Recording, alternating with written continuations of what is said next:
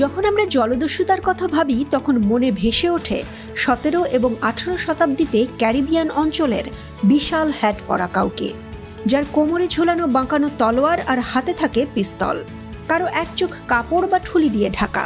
Caribbean জলদস্যুদের নিয়ে আধুনিক দুনিয়ার আগ্রহ তুঙ্গে।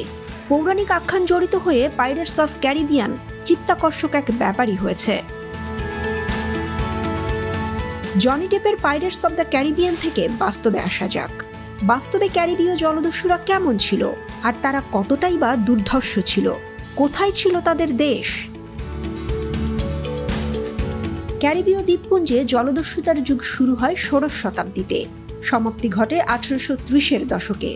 1660 থেকে 1730-এর দশক এই সময় ছিল যেন জলদস্যুদের স্বর্ণযুগ, কারণ এই সময়ে অধিকাংশ ক্ষেত্রেই জলদস্যুরা আক্রমণে সফলতা অর্জন করেছিল। জলদস্যুরা অধিকাংশ সময় থাকতেন নৌযুদ্ধের সাবেক নাবিক। এমনকি পাইরেসিকে বৈধতা দিয়েছিলেন ফ্রান্সের রাজা ফ্রান্সিস।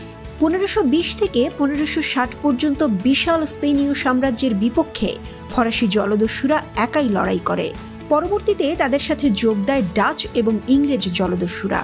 যেদিন থেকে মানুষ জলে বিচরণ করা শুরু করেছে সেদিনই জন্ম হয়েছে জলদস্যুতার। তবে ক্যারিবিয়ান অঞ্চলের জলদস্যুতা অনেক পরের ঘটনা। কলম্বাস আমেরিকায় পা রাখার বহু বছর পর স্প্যানিশরা যখন অ্যাজটেকদের লুট করা বিশাল রত্নভাণ্ডার দিয়ে নিজেদের প্রাচুর্য বৃদ্ধি করতে থাকলো, ডাচ এবং ব্রিটিশরা তা কোনোভাবেই মেনে নিতে পারল না। এর ফলেই জন্ম নিল প্রাইভেটিয়ার্সদের। প্রাইভেটিয়ার্সদের কাজ ছিল রানীর গোপন আদেশে সোনা বোঝাই স্প্যানিশ জাহাজ লুট করে নিজেদের দখলে নিয়ে আসা।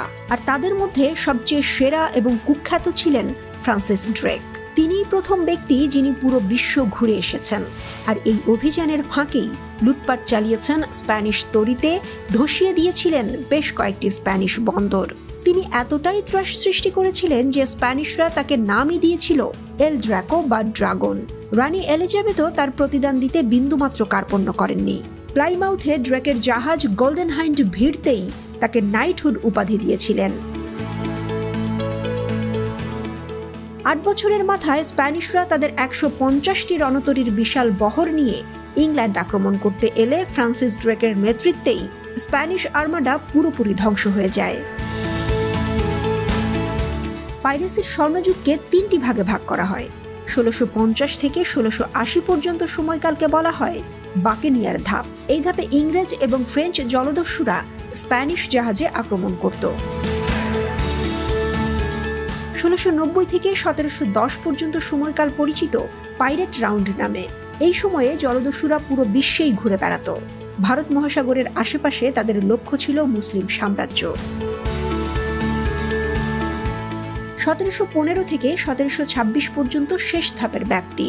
এই সময়ে বেকার নাবিকরা জলদস্যুতাকে পেশা হিসেবে বেছে নেয় এবং ক্যারিবীয় অঞ্চলে তখন ইংরেজ এবং ডাচদের আধিপত্য ছিল। মূলত ইংলিশরাই ক্যারিবীয় অঞ্চল নিয়ন্ত্রণ করা শুরু করে। তারা শক্তিশালী হয়ে উঠেছিল এবং একটা সময় উপলব্ধি করে অর্থকড়ি খরচ করে জলদস্যুদের দ্বারা প্রতিপক্ষকে ধ্বংস করার চেয়ে শান্তিপূর্ণভাবে ব্যবসা করা বেশি লাভজনক। ধীরে ধীরে ক্যারিবীয় জলদস্যুদের প্রতিপত্তি কমতে থাকে এবং একসময় তাদের অস্তিত্ব হারিয়ে যায়।